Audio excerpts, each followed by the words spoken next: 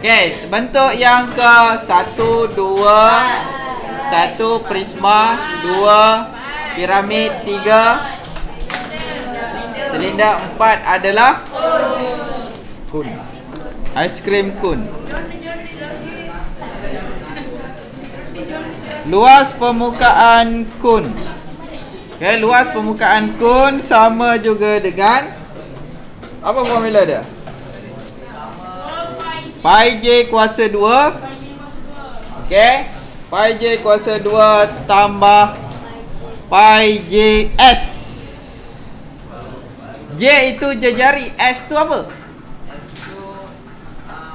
Superman. Memang superhero. Okey, ini bentuk kun dia.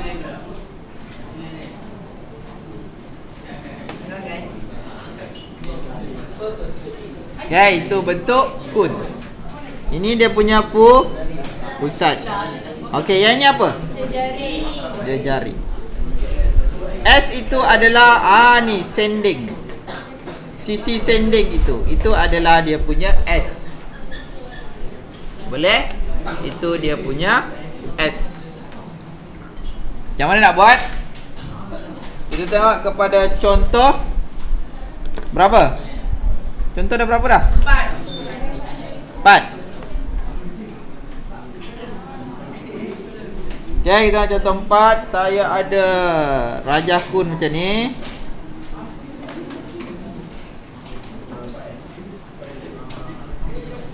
Kita ada jari dia 7 cm, sendingnya adalah 14 cm.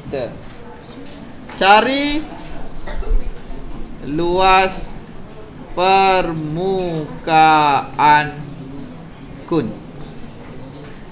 Okey, gunakan pi sama dengan 22/7. Boleh? Jadi luas permukaan kun sama dengan, gunakan formula pi J kuasa 2 tambah pi J S. Pi berapa? Per 7. J 7 kuasa 2 tambah 22/7. J 7. S 14. Potong 7 7 berapa?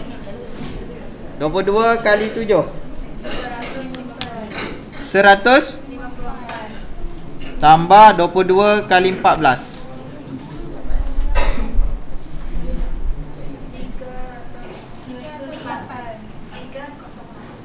okey, campurkan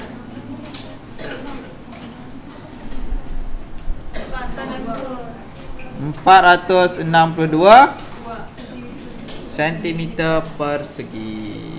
Okey, itu untuk luas permukaan kun. Okey, boleh.